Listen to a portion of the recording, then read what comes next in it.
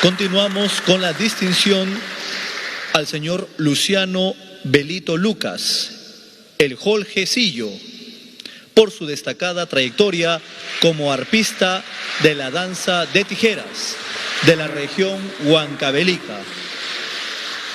Su aporte en la transmisión y revaloración de dichos saberes mediante la conformación de agrupaciones danzantes y su contribución al establecimiento de organizaciones representativas y comprometidas con la salvaguardia de la danza de tijeras.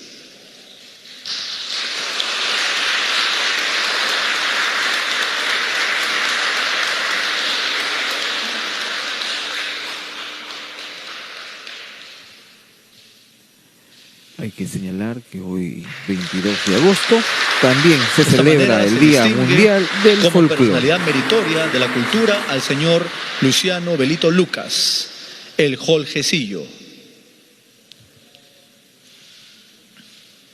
Muchas gracias.